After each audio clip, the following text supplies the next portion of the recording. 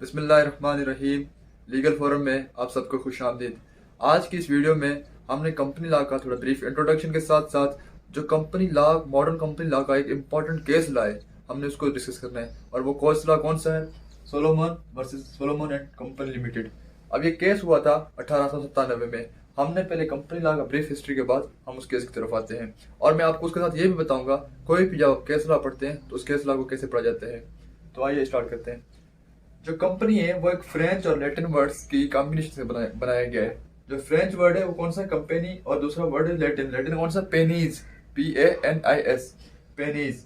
अब उन दोनों को जब आप मिलाएंगे उसका मतलब बनता था eating bread together, eating bread together. अब उस टुगेदर में से उन्होंने क्या निकाला है?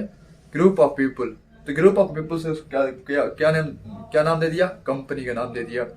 अब 1553 में बिजनेस एसोसिएशन होती थी, बिजनेस एसोसिएशन स्टार्ट हुई। उसके बाद 1750 में कंपनी का एब्रीवेशन, जैसे हम लिखते हैं CO डॉट, तो ये कंपनी का एब्रीवेशन है, वो 1750 के बाद चलता हुआ आ रहा है। अब उससे पहले क्या होता रहता था? उससे पहले मुजारिबा, जिसे हमने अरबिक कॉन्सेप्ट है, एक और मुजारिबा, और दूसरा क्या है? Partnership, sorry Islamic concept. मुजारिबा का मतलब ये होता है कि मैंने आपको पैसे देने, एक बंदा आपको पैसे देगा, आप आप काम करेंगे, दूसरा बंदा काम करेगा। एक क्या होता है? एक इन्वेस्टर होता है और दूसरा क्या होता है? काम करने वाला होता है। तो उनका फिर आपस में जो प्रॉफिट होता है वो उस अपने प्रोपोर्शन के हिसाब से डिवाइड करते हैं। लाइक जो काम करने वाला है वो अपने काम के पैसे लेता है, और जो जिसने इन्वेस्ट किया है वो उसके ऊपर जो प्रॉफिट होता है उसमें से कुछ शेयर लेता है। तो मुजारिबा का एक पूरा कॉन्सेप्ट है इस्लामिक लॉ में। इंशाल्लाह कभी मौका मिला तो हम वो भी पढ़ लेंगे। और दूसरा है पार्टनरशिप। तो ये पार्टनरशिप और मुजारिबा पहले होते रहते थे, ठीक है। उसके बाद जो सबसे पहले कंपनी बनी है वो बनी है ईस्ट इंडिया कंपनी 21 दिसंबर 1600 में, 21 दिसंबर 1600 AD में। पहले सबसे पहले ये कंपनी बनी थी। इनको दिए जाते थे चार्टर्स। जो यहाँ पे कंपनी बनती थी इंडिया में, उसको उधर UK से ब्रिटिश से क्या आते थे? चार्टर्स आते थे, और चार्टर्स से वो क्या करती थी? कंपनी गवर्न करती थी। आजकल कंपनी को क्या होता है? मेमोरेंडम होता है, लेकिन उस टाइम क्या होता था? चार्टर होता था। और आजकल पाकिस्तान में कोई भी चार्टर्ड कंपनी नहीं है। कौन सी कंपनी है जो जिनको हम मेमोरेंडम वगैरह, जिनके लिए मेमोरेंडम वगैरह रिक्वायर्ड होता है? सबसे पहले कंपनी का भाई 1600 AD में। उसके बाद आती है डच ईस्ट इंडिया कंपनी 1602 में। और उनको क्या दिए जाते थे? चार्टर्स दिए जाते थे। अब जब चार्टर दिए जा रहे थे अब जब चार्टर्स दिए जा रहे थे तो उनमें से दो कंपनी ऐसी थी जिन्होंने उन चार्टर्स की बिना पर क्या किया? फ्रॉड किया। अब वो कौन सी कंपनी थी? एक साउथ सी बबल था और दूसरी कौन सी थी? Tulip bulb bubble. इन दोनों कंपनीज ने उन चार्टर्स को फॉलो करते हुए क्या किया? फ्रॉड किया। तो फिर उन कंपनीज को या उन चार्टर्स को बंद कर दिया गया। और ये जो बबल्स एक्ट इंट्रोड्यूस करवाया गया 1720 में, कि आज के बाद कोई भी चार्टर नहीं दिया जाएगा, आज के बाद कोई भी रजिस्ट्रेशन रिक्वायर्ड नहीं होगी। तो उसके बाद ये बबल्स एक्ट 1720 में आया, उसने चार्टर्स वगैरह को बैन कर दिया। फिर 1825 में इसको रिपील कर दिया गया, इसको खत्म कर दिया गया। और जो 1720 से लेकर 1825 तक जब कोई चार्टर नहीं आ रहा था तो कंपनीज या बिजनेस कैसे कंडक्ट हो रहा था? तो अनइनकॉर्पोरेटेड एसोसिएशंस थी, वो फिर बिजनेस को रन कर रही थी। उसमें ना आपको किसी चीज़ की परमिशन चाहिए थी, ना आपको कोई चार्टर चाहिए था, ना कोई आपको रजिस्ट्रेशन चाहिए थी। तो ये नटोरियस बबल्स को क्या कर दिया गया? खत्म कर दिया गया उस जो बबल्स एक्ट के तहत, ठीक है। तो उन्होंने जो फ्रॉड कर रहे थे, उनको जो फ्रॉड था उनको पकड़ा गया। फ्रॉड के बाद 1720 में बबल्स एक्ट आया, जिसने वो चार्टर्स को क्या कर दिया? खत्म कर दिया। फिर उस 1720 वाला जो बबल्स एक्ट था उसको 1825 में रिपील किया गया। अब देखो ना, ये 1720 से लेके 1825 तक 105 साल का इरा बनता है, 105 साल का पीरियड बनता है। अब उस 105 साल के पीरियड में क्या होता रहा? वो अनइनकॉर्पोरेटेड एसोसिएशन होती रही। अब अनइनकॉर्पोरेटेड एसोसिएशन का मतलब क्या है? ना आपको किसी चीज़ की परमिशन चाहिए, ना गवर्नमेंट की परमिशन चाहिए, ना किसी और की परमिशन चाहिए। आप जाएं, आप कंपनी बनाएं, ठीक है। ना कोई रजिस्ट्रेशन चाहिए थी, ना कोई आपको चार्टर चाहिए था। उसके बाद फिर दोबारा से चार्टर इंट्रोड्यूस तो करवाए गए थे, लेकिन उनका कोई रिकॉर्ड नहीं रखा गया था। फिर एक प्रॉपर लॉ आए 1844 में, एक प्रॉपर लॉ आया जिसे आप कहते हैं joint stock company act, companies act. ये कौन सा लॉ है? ये फर्स्ट लॉ है कंपनी के हवाले से। कंपनी के हवाले से ये फर्स्ट लॉ आया गया। ये 1844 में दुनिया में इंट्रोड्यूस हुआ। और सब कॉन्टिनेंट में कब आया? 1850 में सब कॉन्टिनेंट में। उसके बाद इसका जो अमेंडेड वर्जन है ज्वाइंट स्टॉक कंपनी एक्ट का, उसका जो अमेंडेड वर्जन है वो आया 1856 में।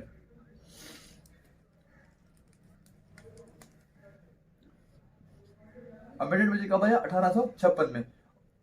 उसमें फिर रजिस्टर्ड जो कंपनीज होती हैं, आप रजिस्टर्ड कंपनीज कौन सी होती हैं? वो कंपनी जो आप रजिस्टर करवाते हैं प्रॉफिट के नाम पे, आप नॉन प्रॉफिट होती हैं। और तीसरा क्या होती है? गवर्नमेंट ऑन कंपनीज होती हैं। आप प्रॉफिट वाली कंपनीज मतलब प्रॉफिट के लिए होती हैं, नॉन प्रॉफिट मतलब जैसे एनजीओ वगैरह, कोई भी एजुकेशनल कंपनी आप मतलब एजुकेशनल इंस्टीट्यूशन बनाते हैं, तो मतलब ऐसी कंपनीज जो आप किसी की भलाई के लिए, वेलफेयर के लिए बनाते हैं, तो आप किधर में कहते हैं? Companies registered for non profit. और तीसरा होता है गवर्नमेंट ऑन कंपनी, जिसमें गवर्नमेंट उसको ऑन करे या गवर्नमेंट के मोर देन 50% शेयर्स हो।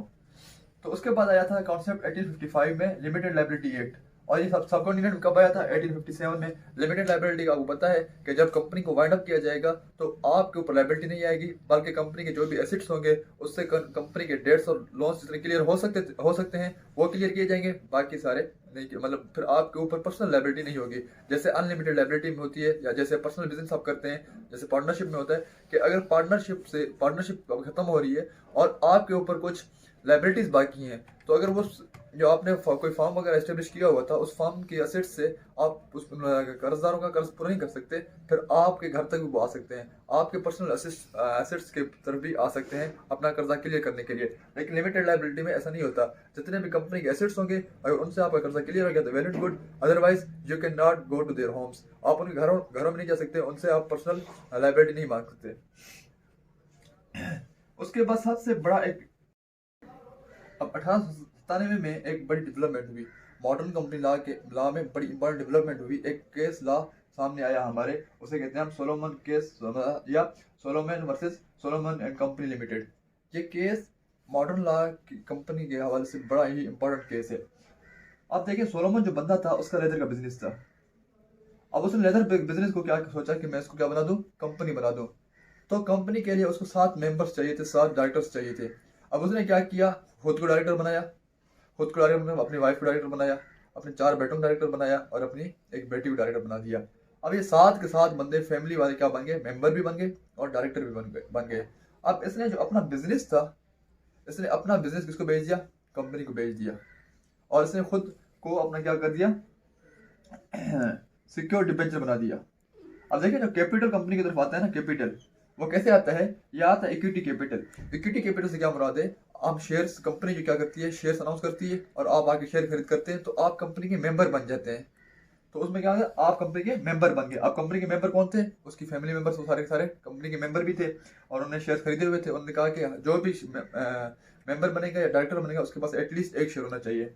और जो लोन कैपिटल होता है, लोन कैपिटल वो होता है कि जो आप कर्जा देते हैं कंपनी को, आप जब कर्जा देते हैं तो आप क्रेडिटर बनते हैं, आप मेंबर नहीं बनते, आप कर्जदार, मतलब आप कर्जा देने वाले बन जाते हैं, ठीक है, आप उसके हिस्सेदार नहीं बनते। अब वहां पे होता है डिबेंचर्स।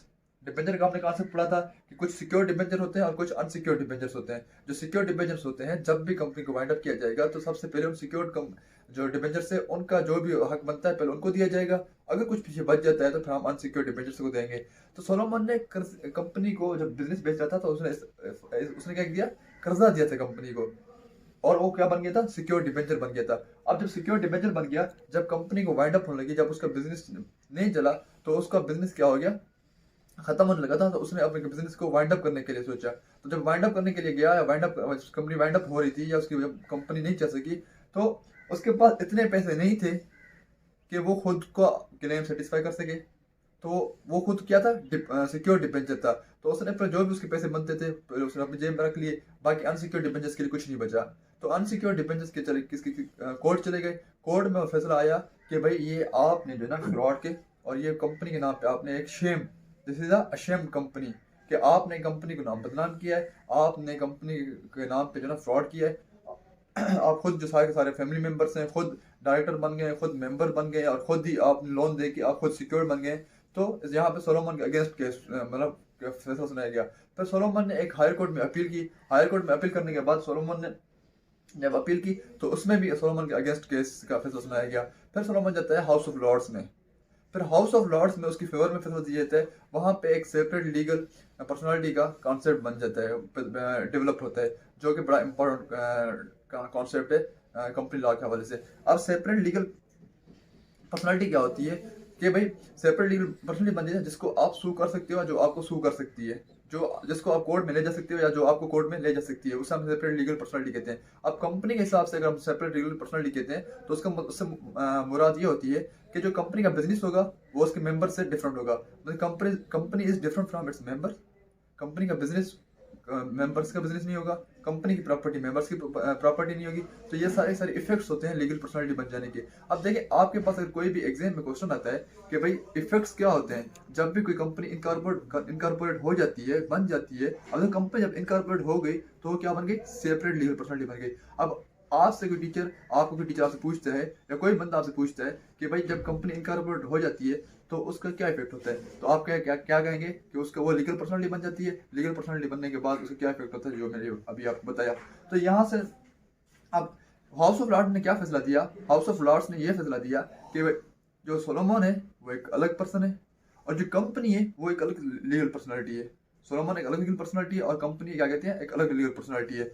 तो जो सोलोमन है वो सिक्योर डिबेंचर है। सबसे पहले वो अपना कर्जा जो उसने दिया हुआ है कंपनी को वो क्लियर करेगा, फिर जो रह जाता है तो अनसिक्योर्ड डिबेंचर्स को मिलेगा। तो इस तरीके से एक सेपरेट लीगल पर्सनालिटी का कॉन्सेप्ट इवॉल्व हुआ इस सोलोमन केस से। इस वजह से कहा जाता है कि ये जो केस लॉ है this is very much important case law for the modern company law. तो ये सारे के सारे किसके बारे में था, सोलोमन और उसके केस के बारे में था। उसने बिजनेस स्टार्ट किया, फिर अपने फैमिली वालों को उसमें इंक्लूड किया, फिर उसको क्या कहते हैं जब वाइंड अप हो रहा था तो उसके बाद इतने एसेट्स नहीं थे या उसके बाद इतना पैसा नहीं था कि वो अनसिक्योर्ड डिबेंचर्स को दे सके। तो पहले वो अपना क्लेम क्लियर करने लगा। जब क्लियर करने लगा तो अनसिक्योर्ड डिबेंचर कोर्ट चले गए। फिर जो हाउस ऑफ लॉर्ड्स में फैसला दिया उसमें सेपरेट लीगल पर्सनालिटी का कॉन्सेप्ट इवॉल्व हुआ। अब हम कोई भी केस ला आता है तो हमने उसको कैसे पढ़ना है, उसको this is a simple way. कि बहुत सारे और भी वे हैं लेकिन ये बहुत सिंपल वे है, आयरेक मेथड। आयरेक मेथड में हमें केस लॉ को पढ़ने में बड़ी मदद होती है।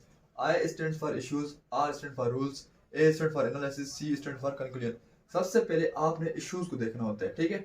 अगर उस पहले आपने क्या बताना होता है, इस इश्यूज से पहले आपने बतानी है प्रोसीजर हिस्ट्री बतानी होती है कि भाई सोलोमन कौन था, उसने क्या किया, उसने कैसे किया, ठीक है। जैसे हमने इस वीडियो में डिस्कस कर चुके हैं पहले पीछे कि भाई सोलोमन कौन था, क्या था, उसने क्या किया। This is the procedure history of the case. तो आपने प्रोसीजर हिस्ट्री को आपने देखना है, ठीक है। और प्रोसीजर हिस्ट्री के बाद आपने इश्यूज को देखना है। आप देखें जब अनसिक्योर्ड डिबेंचर्स गए थे कोर्ट के पास तो कोर्ट को ये कहने गए थे कि ये जो आप सोलोमन है ये कंपनी नहीं है, सॉरी सोलोमन जो कंपनी इसने कंपनी बनाई है उसमें और सोलोमन में कोई फर्क नहीं है, दोनों सेम ही है। तो देखो अब इशू क्या बन जाएगा कि कोर्ट ने ये डिटरमाइन करना है कि whether Solomon is different from the company और नॉट, या दोनों आपस में सेपरेट है या नहीं है सेपरेट, ये इशू बन जाता है। अब देखें जब आप सीपीसी में किसी भी कोर्ट में जाते हैं तो पहले क्या करते हैं, इश्यूज को फ्रेम करती है। और जब वो अपील होकर आगे जाता है वो केस तो वहाँ पे वो हाई कोर्ट देखती है कि इस कोर्ट ने इश्यूज को फ्रेम किया था सही कि नहीं किया था। अगर वो सही फ्रेम इश्यूज नहीं करती तो फिर वो कोर्ट उसको केस वापस कर देती है, कहती है कि भाई फ्रेम इश्यू जो इश्यूज आपने फ्रेम किए वो सही नहीं किए फ्रेम। तो सबसे पहले क्या आपने देखना इश्यूज देखना होता है, ठीक है। जैसे कि भाई वेदर ये जो हमने सूट हम दाखिल की हुई है, जो दायर की है हमने, क्या वो मेंटेनेबल है कि नहीं मेंटेनेबल, ठीक है। क्या वो कोर्ट सुन सकती है कि नहीं सुन सकती, ठीक है। जो बंदा है उसने की क्या कहते हैं बंदे के ऊपर लाइबिलिटी बनती है कि नहीं बनती। तो वो सारा सारा हमने इशू में डिस्कस करना होता है, ठीक है। तो इशू क्या था कि जो सोलोमन है वो डिफरेंट था कि नहीं था, या दोनों सेम थे कि नहीं थे। अब उसके बाद रूल आते हैं। अब देखो उस टाइम प्रीवेलिंग लॉ कौन सा था, joint stock exchange companies act 1856। अब देखिए जो 1844 में इंट्रोड्यूस हुआ था। अब जिसके जो दूसरा अमेंडेड वर्जन था वो कौन सा था, 1856। तो हमने उस अमेंडेड वर्जन को देखना है, फिर उसके तहत उसके क्या रूल्स डेवलप हुए। उसके बाद आपने उसका एनालिसिस करना है। एनालिसिस कैसे करते हैं, जब जज होता है वो आर्ग्यूमेंट सुन के आप एनालिसिस करता है तो आपने जजमेंट और आर्ग्यूमेंट को देख के आपने भी एनालिसिस करना है। एनालिसिस करके आपने क्या करना है, कंक्लूजन करना है।